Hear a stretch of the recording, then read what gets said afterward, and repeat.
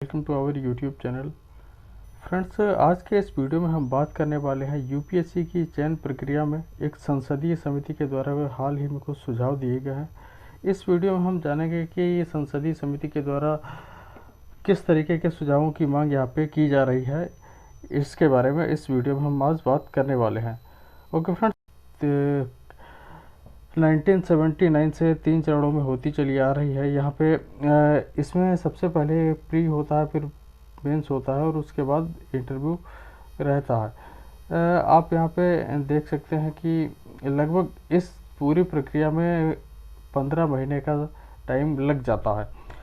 यहाँ पे संसदीय समिति के द्वारा जो सबसे महत्वपूर्ण मांग की गई है वो ये की जा रही है कि चयन प्रक्रिया में समय 15 महीने का ना होकर के लगभग 6 महीने या 6 महीने का होना चाहिए। हालांकि ये थोड़ा सा मुश्किल काम है कि 6 महीने में प्री मेंस और इंटरव्यू सारा कुछ हो सके। ये तो आने वाले टाइम में ही पता चलेगा कि किस तरीके से, अगर समिति के सुझावों को माना जाता है तो किस तरीके से परिवर्तन होने के चांसेस रहते हैं।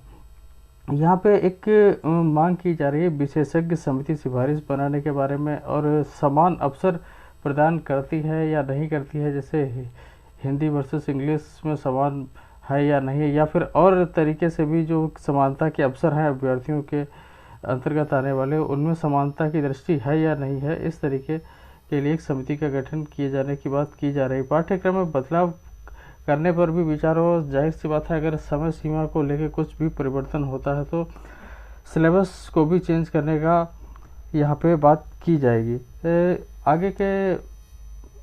आगे यहाँ पे जैसा कि बताया है कि लगभग 3 चरणों में प्रक्रिया होती है। 1979 कोठारी समिति के गठन के बाद से इसको 3 चरणों में बांट दिया गया था।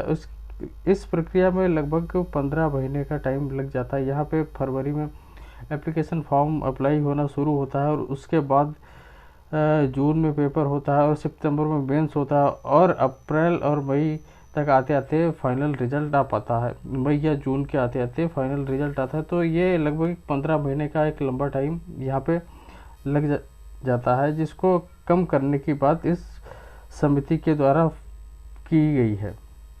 यहाँ पे समिति की जो राय बनी है उसमें बताया गया है कि परीक्षा की अवधि जो है वो 6 महीने से ज़्यादा की नहीं होनी चाहिए।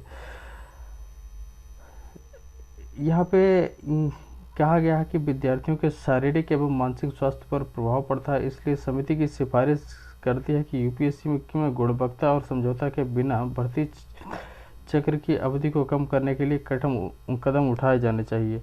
यहाँ पे भर्ती की जो प्रक्रिया 15 महीने की है उसको कम करने का एक मेजर मुद्दे को ला के यहाँ पे पेश किया गया है। यहाँ पे जो अभ्यर्थी शामिल हुए हैं इनमें जैसे कि आप देख सकते हैं, मैंने कुछ डाटा यहाँ पे दिया हुआ है। 2022 में 11,35,000 लोगों ने फॉर्म अप्लाई किया, लेकिन 5,73,000 लोगों ने ही सिर्फ पेपर दिया। इसी तरीके से 2021 में 10,93,000 लोगों ने अप्लाई किया, लेकिन सिर्फ 5 लाख लोगों ने ही यहाँ पे पेपर दिया।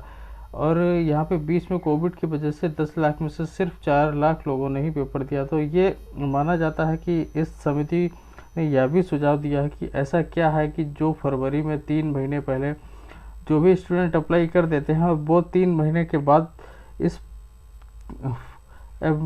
एग्जामिनेशन में अप्लाई क्यों नहीं होते हैं। तो इस तरीके के यह भी एक सुझाव दिया गया है कि समिति देखे या यूपीएससी देखे कि ऐसा क्या है कि आखिर 3 महीने में ही जो है स्टूडेंट अप्लाई करने के बाद वो पेपर देने के लिए अवेलेबल नहीं होता है।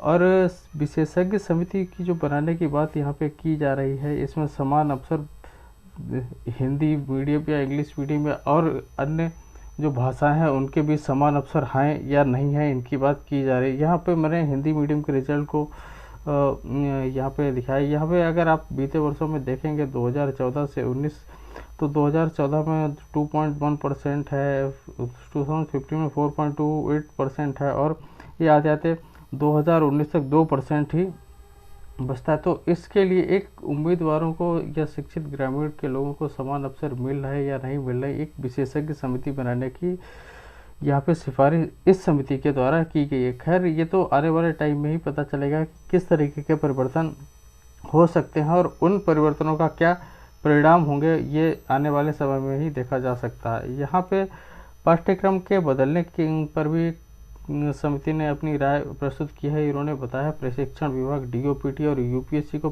प्रभावी मूल्यांकन अध्ययनों का निष्कर्ष करते हुए सिविल सेवा परीक्षा योजना के पाठ्यक्रम में बदलाव पर विचार करना चाहिए। पैनल को यह बताया गया है कि यूपीएससी के उक्त परीक्षा पूरी होने के बाद भी सिविल सेवा की उत्तर प्रारंभिक परीक्षा की उत्तर कुंजी जारी करता है। यानी यहाँ पे सबसे एक ये भी मेजर बात की गई है कि प्रीलिम्स की जो आंसर की है ये जारी की जाती है मेंस और इंटरव्यू के फाइनल लिस्ट रिजल्ट आ जाने के बाद किसी भी स्टूडेंट को पता चलता है कि उसके प्री में कितने नंबर आए थे। हालांकि स्टूडेंट को पहले ये नहीं पता चलता है कि प्री में उसके कितने नंबर आए थे या उसने कितने क्वेश्चन सही किए थे। तो इस तरीके की मांग भी यहाँ की जा रही है कि वो आंसर की जो है वो यहाँ पे पहले जारी की जाने की बात की जा रही है। आंसर की को लगभग प्रीलिम्स के बाद जारी कर देने की मांग यहाँ पे की जा रही है। इसमें साथ में रिपोर्ट में यह भी किया गया कि दूसरे आयोग उम्मीदवार परीक्षा के अगले चरण में बढ़ने से पहले उत्तर कुंजी को नहीं देख पाते हैं और अपने अवसर से वंचित रह जाते हैं। यहाँ पे ऐसा सिस्टम नहीं है कि आप मेंस में नहीं गए तो आप देख सकें कि आपके कौन से आंसर गलत हुए हैं या कौन से आंसर सही हुए हैं। हालांकि यहाँ पे बताया यह भी गया है कि अत्यधिक सावधानी बरती जा रही है, लेकिन फिर भी गलती तो किसी से भी हो ही सकती है, जैसा यहाँ पे कहा गया। तो समिति ने एक सिफारिश की है कि यहाँ पे उत्तर कुंजी ठीक प्रीलिम्स के बाद लगभग जारी हो जानी चाहिए और अभ्यर्थियों को अगर किसी को लगता है कि कोई आपत्ति किसी आंसर में है तो वो अपनी आपत्ति दर्ज कर सके। इस तरीके के यहाँ पे सुझाव की बात की जा रही है। यहाँ पे एक अंतिम बात यह भी कही गई समिति के द्वारा कि समिति को यूपीएससी अभ्यर्थियों से समय समय पर सुझाव लेते रहना चाहिए, उनसे फीडबैक लेते रहना चाहिए और परीक्षा प्रणाली में क्या सुधार हो सकता है उनको ध्यान में रखकर आगे की प्रक्रिया को बनाया जाना चाहिए। खैर ये तो सुझाव रहे हैं और इनका अमल में लाने के बाद इनमें कितना क्या परिवर्तन हो सकता है, क्या इनका प्लस पॉइंट होगा और क्या इनका माइनस पॉइंट होगा, इस तरीके से या तो समय पर लागू होने के बाद ही पता चल सकता है।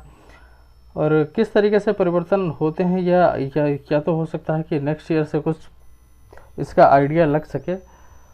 ओके फ्रेंड्स, तो उम्मीद करते हैं कि वीडियो आपको इन्फॉर्मेटिव लगा होगा। अगर आपको वीडियो इन्फॉर्मेटिव लगा तो आप इसे लाइक कर सकते हैं, शेयर कर सकते हैं, सब्सक्राइब कर सकते हैं। Okay friends, thank you.